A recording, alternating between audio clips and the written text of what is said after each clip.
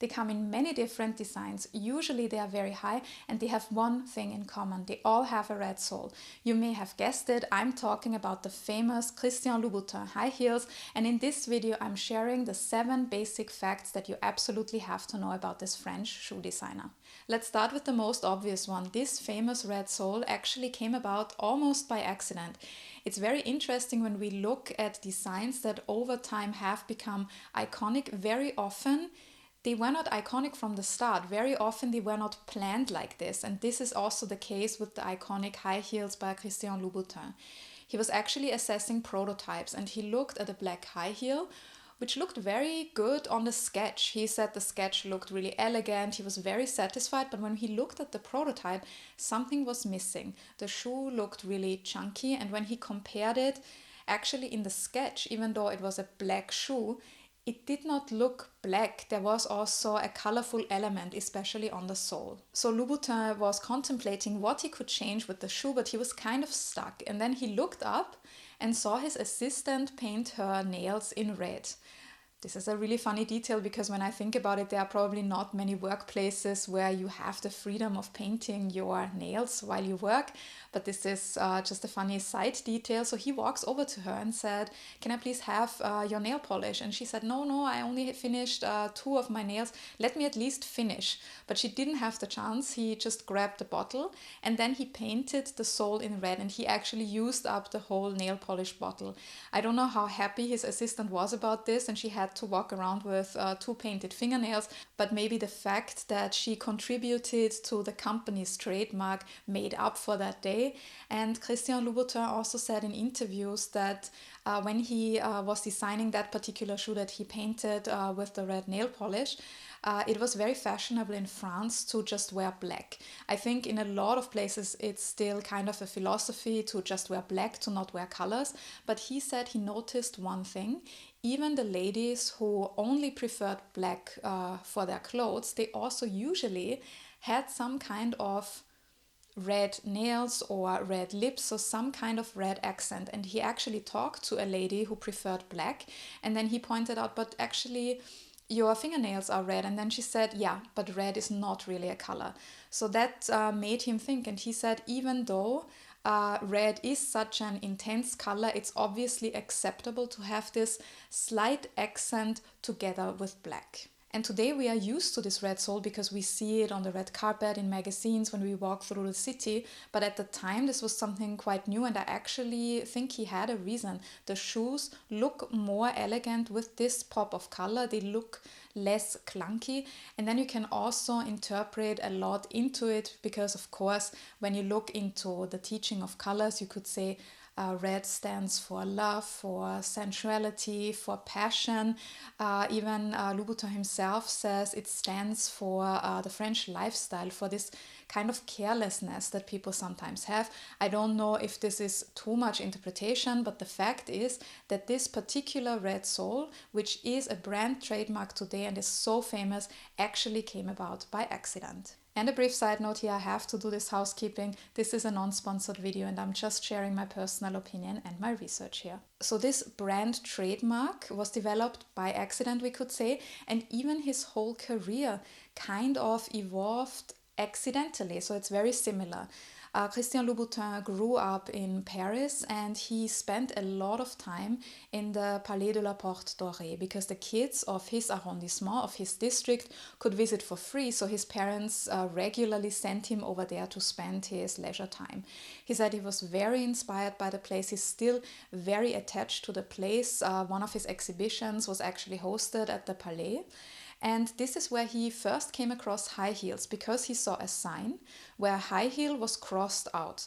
High heels were forbidden at the museum for the reason that there were mosaic floors, or there still are. And at the time, the shoes in the 60s still had a legacy from the past, from the 50s, where the tip of the heel was a metal cap. So if women then walked around with a metal cap on these precious mosaics, they would destroy them. So this was the very first time when he noticed the high heel. So the little Christian started sketching shoes just because he was so passionate about it. He did not think this could be a profession. He was just too young to simply think about this. But adults often do think about stuff, and they very often asked him, what do you want to do when you grow up? You probably hated that question as much as he did, but he basically shut them down, and he said, one day I just want to sketch shoes. And because nobody could really relate to that, they just left him alone. The little Christian was happy the adults left him alone. And then later he discovered a book about Roger Vivier, the French shoe designer, and he realized this can be a profession. You can be a shoe designer. And he then ended up working for shoe designers. He worked for Charles Chaudon and then also as a freelance designer for other houses. And as if fate had planned this, he also then worked with his idol Roger Vivier in 1988, and they worked on an exhibition together. And this made him realize that he actually did not want to work for somebody else. He wanted to be his own boss. And he decided to do that, but not as a shoe designer. He actually became a landscape artist, and then he worked in parks and big gardens. And one day Christian Louboutin visited a friend who owned a gallery, and this friend said, what happened to all of your sketches of shoes? You were so passionate about this. Why don't you do this? And then he also pointed out that near his gallery in the same passage, there was a shop that was empty. It was, I think, a photography studio or something like this. And he said, why don't you rent this and why don't you sell shoes? Christian Louboutin went out of the shop and he thought, okay, that guy is crazy, I don't really know. But he talked to his two best friends, and one was Bruno Chambellan, who is still his business partner. And Bruno said, this is exactly what we are going to do. You have all of these sketches, we turn them into shoes and we sell them. And this is really what they did. They rented that shop, they sold the shoes. And in his documentary, In the Footsteps of Christian Louboutin, he says he was so obsessed with sketching because it made him so happy. He did not really think about if he could sell the shoes. If the shoes were sold, it was good, but he did not really care. He just found it so beautiful that his sketches came to life. But we can already see this is the mindset of a creative. They want to create, they don't really think about if they can sell it. So it was a good thing that he partnered up with his friend Bruno, who took over the business side. And in his documentary, Christian Louboutin even admits he did not know that they were making losses. After 2 years, Bruno came over and said, look, we broke even. So he explained this means that we're not making losses anymore. And Christian Louboutin was just shocked. He said, why didn't you tell me? And then Bruno said, look, I didn't want to tell you because it would have put kind of like a mental block on you. You needed to be creative. You needed to do that. And until today, Christian and Bruno are still business partners. In 2021, Exor Group acquired a 24% stake in the brand. This is also the group that owns Ferrari, for example. And according to Christian Louboutin, there was not one point in time where he realized, now I'm successful, now it's working. But he did give one example where he was once at the airport and the lady at customs saw his name and looked at him and said like, oh my God, you're Christian Louboutin, I'm such a big fan. And then he realized, obviously he was known, obviously he was successful. Let's move to fact number 3. The Kate shoe actually has a celebrity godmother. The Kate is one of the most famous models by Christian Louboutin, and it is actually quite a simple shoe when you look at it, very simple lines. But Christian Louboutin said it is simple yet it's very complex. And he said he was inspired by Kate Moss and her lifestyle. So Kate Moss was a big fan of Louboutin shoes. She was frequently seen in them. And then he thought, okay, I want to design a shoe for her and also represent her lifestyle. This shoe should make it possible to go into the clubs at night, also go to a punk party, but then also have a very posh sit-down dinner. And he said this simplicity also makes it kind of complex because you would see every single fault in the shoe. So you have to be very careful how you design it and how you make it. And the Kate was an immediate success. It's still one of his most popular models, or the model that a lot of people go for. It was then followed by the So Kate, which is a higher version at 120 millimeters. And then it was also followed by the Sporty Kate in 2022, which is 85 millimeters. millimeters high. And currently on the website, the Kate model is sold in 55 millimeters, 85, 100 and 120 millimeters. And there have been over 500 variations of this shoe. According to the website, until today, there have been over 330,000 pairs sold worldwide. And Kate Moss is not the only fan. The website proudly states that Zendaya owns 12 pairs of the Kate, and Christian Louboutin also collaborated with Taylor Swift for her Eras tour, where he made custom designs, but he also used existing silhouettes. Let's move on to fact number 4, beauty over comfort. This is not a secret. A lot of people say that Louboutin shoes are not the most comfortable shoes. I think this also lies in the nature also of the heights of many of his designs. Some people go as far and say that the designer tortures women. And he himself doesn't really seem to be bothered by that. When I watched the documentary, he was asked this question and then he said, look, I don't think about comfort because let's do an experiment. Think about comfort and then tell me what comes to your mind. It's probably not the most beautiful shoe. So this is why he does not really think about comfort. And in this sense, we could also stretch it a bit and say maybe he's in this sense an artist. It's always a discussion if a designer can be an artist, but let's put it out there. And he does not really think about the practicality. And another thing that he does is he sketches first, he thinks about the shoe, and then he talks to the shoemakers if it's possible, because he says, if I thought about technical possibilities first, this would limit my creativity. I can't work like this. And very often his shoemakers tell him this is not possible. A very famous example is his décolleté shoe. Décolleté means cleavage, and this is a shoe that reveals a lot of the foot. And initially his shoemaker said this is impossible, we can't do this, but then they worked on the design and they actually made it happen. And I would like to say something about this torture aspect. When I hear he tortures women, first of all, it is a choice. I can decide if I want to wear the shoes or not.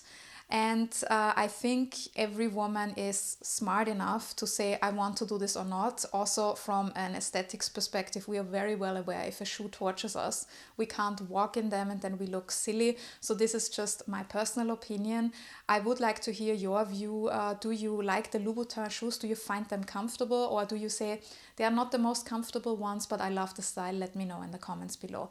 In general, I would appreciate if there were designers who took the comfort aspect more into those designs, and I'm not talking about ending up with a Birkenstock shoe or something, but I do assume there may be design solutions that would make the shoes more comfortable. I'm not a shoe designer, I'm not the expert, but I would definitely buy high heels that are more comfortable. And I actually said in my video about Manolo Blahnik that I find his shoes actually comfortable to walk in despite the height. So this is just my view on it. Let me know in the comments below what you think about this. And another thing that he openly admits is that he's well aware that he works in the field of the unnecessary, that he says.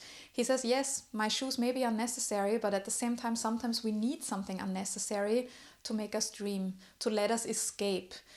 To do something that makes us happy. And then in the documentary, he talked about an incident where a lady came into his shop when he was still selling the shoes himself.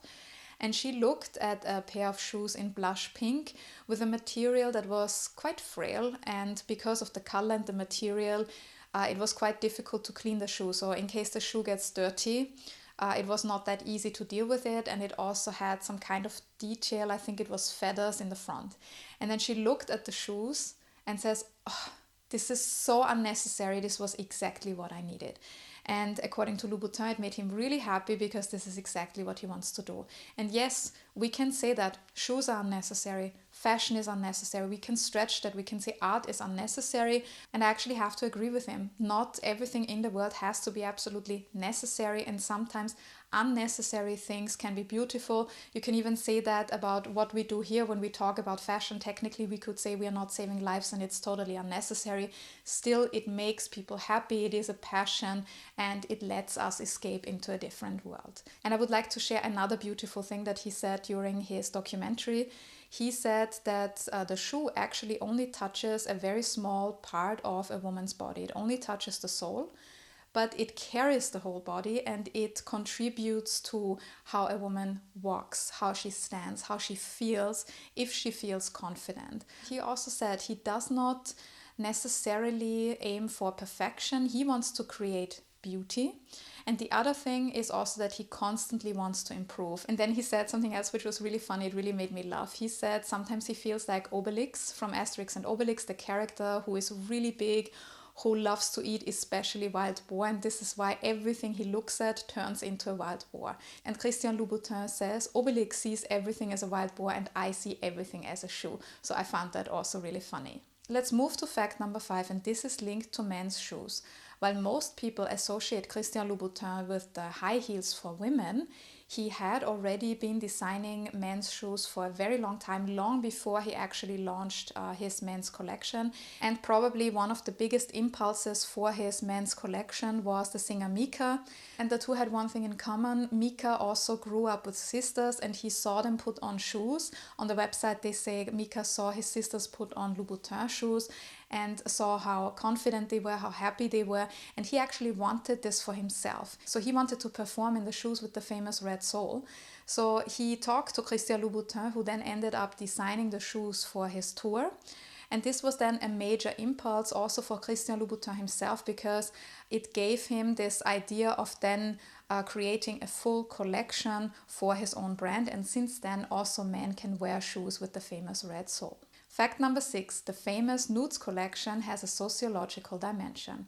Christian Louboutin designed a collection of shoes in nude tones, nude meaning skin colored, and he was actually about to present those shoes to potential buyers, and then something happened. One of his employees, who was black, passed by. She looked at the shoes, she saw the quote-unquote skin tones, and then showed her displeasure with a very loud sigh. So at first, Christian Louboutin was startled. He then walked over to her afterwards and said, like, how can you do this? I'm trying to sell my shoes to buyers and you walk by and sigh. She simply answered, there are things that make me angry and nude is not my skin tone. And then Christian Louboutin realized what happened, that he completely overlooked this dimension. He apologized and then he increased the color spectrum of the nudes collection. And Louboutin also said that this shoe was then featured in a magazine. This was not a fashion magazine, it was some kind of other fashion magazine. And they looked at the collection from a sociological perspective and they actually said what Christian Louboutin had done to increase the spectrum of the nude collection. Looking at this today, it's kind of sad that this even was a topic, but this was a topic at the times. And then a lot of other magazines talked about this. A lot of people give credit to Christian Louboutin for increasing the spectrum of the nudes collection.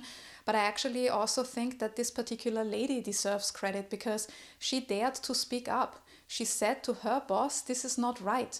I'm not represented here, and so many other people are not represented here either. Yes, he deserves credit for taking the criticism and increasing the spectrum, but ultimately she was brave and she spoke up, so this is also something that we can learn from this lady. Let's come to the last fact, one of the most interesting for me because Christian Louboutin is very much inspired by adventures. When he was in his teens, he traveled to Egypt, he spent a year in India, and he's very much inspired by other countries and cultures. This is something that I said in so many other videos about Yves Saint Laurent, about Karl Lagerfeld. All of them took inspiration from abroad, and also Christian Louboutin does this, and it's very visible in many of his designs. One collaboration that I would like to point out is this link to India, because in 2017 he collaborated with Sabyasachi Mukherjee. For all those of you who have never heard that name, I would recommend to look him up because by now he has become a very famous designer also outside of India. And in 2017 Christian Louboutin and him launched a collection where you could see it was very much India inspired. The two actually met by accident in Sabyasachi Mukherjee's store in Mumbai. And then they just obviously started talking and had the idea of collaborating with each other. And the shoe collection was actually made by leftover textiles from saris, for example. And the other one that I absolutely have to talk about because I discovered that one in the documentary, and I've seen the documentary years ago, and since then I was always obsessed with these shoes. It was his Louboutin collection. So it's a wordplay in French between Louboutin and Bhutan. And he actually traveled there and also collaborated with artists from the country.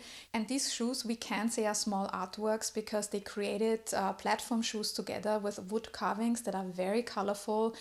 They reference the local art and traditions. I really love those designs. They look so different from what you usually see. It was a limited edition. I checked, some of the shoes were sold via auction houses like Sotheby's for $15,000 if I remember correctly. So I think they're probably a bit out of reach, but I think it was really interesting to see this very famous French shoe designer collaborating with the artist.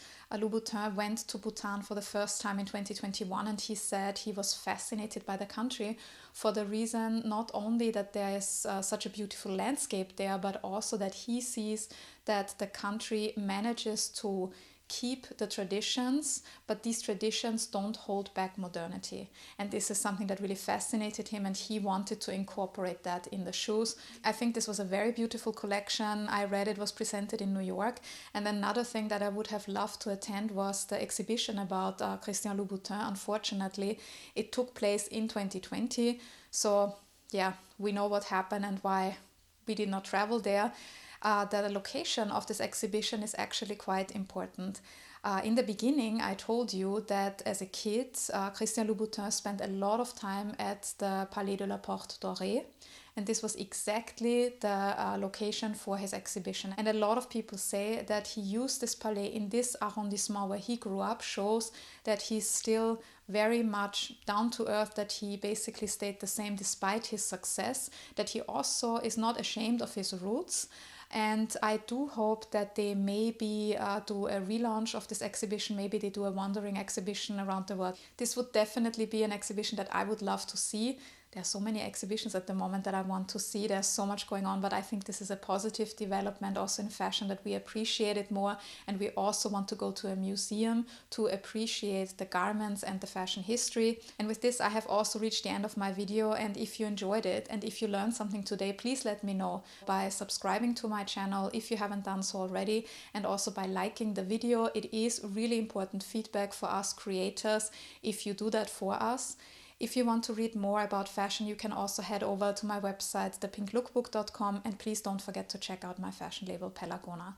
And if you enjoyed this video about Christian Louboutin, I have another video about another famous shoe designer which may be interesting for you. Thank you very much for joining me in this video, and see you in the next one.